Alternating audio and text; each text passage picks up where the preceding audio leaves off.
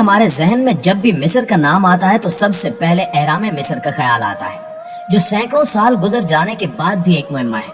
लेकिन आपको बताते चलें कि कदीम मिस्र में एक चीज ऐसी भी थी जिससे वो बहुत ज्यादा मोहब्बत रखते थे, यहाँ तक कि खुदा का दर्जा देते थे। ये चीज कोई और नहीं बल्कि बिल्लियां थीं, जो मिस्रियों के लिए एक खौफ की अलामत थी।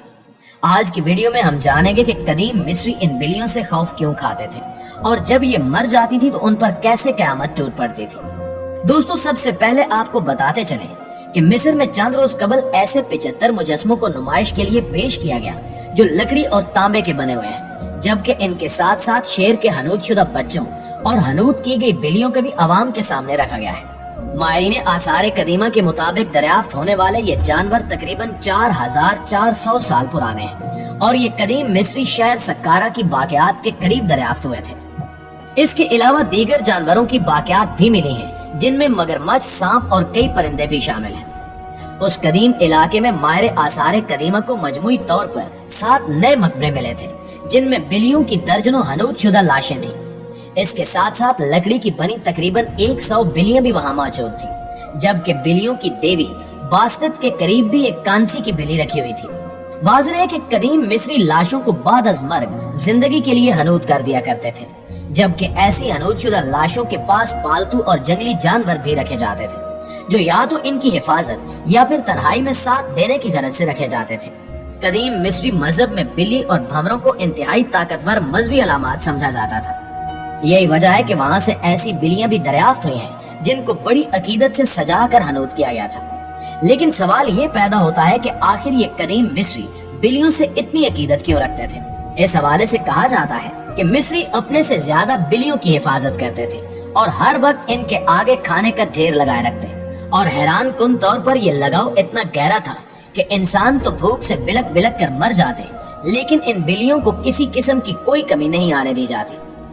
कदीम मिस्रियों की बिल्लियों से मोहब्बत का अंदाजा आप इस बात से लगा सकते हैं कि जब इनकी बिल्ली मर जाती तो ये अपने सर और भौं के बाल तक मुड़वा देते, और ये सिलसिला उस वक्त तक जारी रहता जब तक इनको कोई दूसरी बिल्ली ना मिल जाती।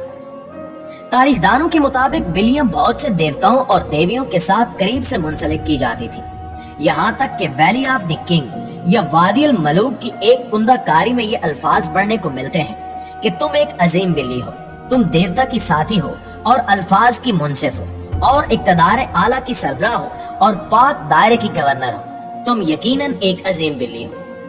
कहते हैं कि ज़राई मुआशरे में कदीम मिस्री बाशिंदों को चूहों और सांपों और वो जानवर जो कि गल्ले के गोदामों के लिए खतरे का बायस थे से शदीद मसला होता था। चूंकि कदीम मिस्रियों को ये अच्छी तरह पता था कि जंगली बिल्लियां इन जानवरों का शिकार करती हैं, इसलिए वो इनके लिए खाना और मछलियों के सर छोड़ जाते ताकि वो इनके पास रोजाना आया करें। ये चीज बिल्लियों के लिए बहुत मौजू साबित हुई, क्योंकि इंसानों के पास रहने से इन्हें मुफ्त खाना भी मिलता था और इस तरह वो दीगर बड़े गोश्तखोर जानदारों से भी महफूज रहती थी। इस तरह ये बाहमी रिश्ता बढ़ता गया और बिल्लियां गोदामों से निकलकर इनके घरों के अंदर भी रहने लगी और आखिरकार इंसानों के साथ घुल मिल गई और अपने बच्चे भी इनके घरों के अकब में रखने लगी, जहाँ पर वो इन्हें महफूज तस्वुर करने लगी।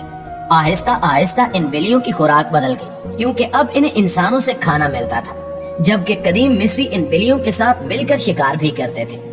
कदीम तहजीबों के माहिर डॉक्टर फ्रेडमैन का कहना है कि मिस्री अपनी बिल्लियों से प्यार और इनकी कदर इसलिए भी करते थे क्योंकि जहाँ वो बहुत चंचल और बामुहब्बत थी, वहीं पर वो कमाल की ज़हीन शिकारी भी थी, लिहाजा मिस्र के रहने वाले इनसे जहानत के काम लिया करते थे। इसके अलावा उस वक्त बिल्लियां ख्वाबों की तशरीहात के लिए भी काफी जरूरी समझी जाती थी, जबकि बिल्ली को अपने ख्वाब में देखना इस बात को साबित करता था कि इनकी फसलों की पैदावार अच्छी होगी। मिस्र में बिल्लियों की 2 तरह की नस्लें पाई जाती थी, जिनमें से एक आम जंगली बिल्ली और दूसरी अफ्रीकी जंगली बिल्ली थी। इन 2 तरह की नस्लों के मिलाप से एक नई नस्ल वजूद में आई, जो कि इंतहाई खतरनाक और खूनखार थी। यही वजह है कि उस वक्त के मिस्रियों ने इनको अपनी देवी मान लिया और फिर इनकी दिन रात पूजा की जाने लगी। माहिरीन के मुताबिक फिरौनियों के दौरे कदीम से ताल्लुक रखने वाली एक अजीम देवी भी थी, जो कि कदीम मिस्रियों के मुताबिक बिल्ली की शक्ल की थी। बास्तित नामी इस देवी का लोग बहुत ज्यादा एहतराम करते थे और इसको पूजते थे। यही वजह थी कि बिल्लियों का हद से ज्यादा एहतराम किया जाता था। आसार कदीमा से मिलने वाले दस्तावेज के मुताबिक कदीम मिस्र में बिल्ली का नाम भी रखा जाता था। وہاں زیادہ تر بلیوں کو میو کہا جاتا تھا، جو بلی کو پکارنے کے لیے قدیم مصری لفظ ہے۔ ناظرین گرامی، صرف بلیاں ہی نہیں بلکہ قدیم مصری لوگ دریائے نیل کو بھی اپنا دیوتا سمجھتے تھے اور باقاعدہ طور پر اس کی پوجا بھی کی جاتی تھی۔ یہ عظیم دریا قدیم مصری باشندوں کو بہت پراسرار معلوم ہوتا تھا اور وہ تعجب کرتے تھے کہ اس میں ہر سال باقاعدگی سے اپنے وقت پر طغیانی کیسے آتی ہے۔ اس بارے میں طرح طرح کے افسانے گھڑ لیے گئے تھے، جن میں سے ایک افسانہ یہ تھا کہ اس میں دیوی ہر سال ایک آنسو گراتی ہے، جس کے سبب نیل میں حیرت انگیز طغیانی آ جاتی ہے۔ وقت گزرنے کے ساتھ ساتھ یہ افسانہ یا کہاوت بے معنی ہوتی چلی گئی۔ قدیم زمانے میں یہی دریا آمد و رفت کا بہت بڑا ذریعہ تھا، اس لیے قدیم مصری باشندے دریائے نیل کی پوجا کیا کرتے تھے اور بقول ان لوگوں کے زندگی کی ساری رونقیں اسی دریا پر منحصر تھی۔ طغیانی کے زمانے میں وہ بہت خوف کھاتے تھے، یہاں تک کہ جب دریا پانی سے بھر جاتا تو وہ نیل دیوتا کے اعزاز میں تہوار مناتے اور دیوتا کی فیاضی کے جواب میں ایک دوشیزہ کو اس کی بھیٹ چڑھاتے تھے۔ لیکن رفتہ رفتہ اس رسم میں تبدیلی آتی گئی اور ایک گڑیا دریا میں پھینک کر رسم ادا کر دی جاتی۔ 17 جون کی رات کو دریا چڑھنا شروع ہو جاتا تھا، جسے مقامی لوگ لیل التقاطیر یعنی ٹپکنے والی رات کے نام سے یاد کرتے تھے۔ لیکن کہا جاتا ہے کہ مقامی طور پر ایسی سوچ رکھنے والے چند لوگ آج بھی موجود ہیں۔ جہاں تک لیل التقاطیر کے حقیقی تصور کا معاملہ ہے تو کچھ لوگوں کا اب بھی یہ کہنا ہے کہ ٹپکنے سے ان کی مراد ایسس نامی دیوی کے آنسو کا ٹپکنا ہے، جبکہ اس کے برعکس کچھ لوگوں کا ماننا ہے کہ دریا میں پانی کی وافر مقدار کے باعث پانی کناروں سے باہر نکلتا رہتا تھا، اس لیے سیلاب کی پہلی رات کو لیل التقاطیر کہتے تھے۔ مصری باشندے بادبانی کشتیوں کے ذریعے شمال سے جنوب کی طرف دریا کے رخ پر سفر کرتے تھے اور دریا کے ذریعے نقل و حمل کی اس سہولت کے سبب مصریوں نے فن تعمیر میں حیرت انگیز ترقی کی۔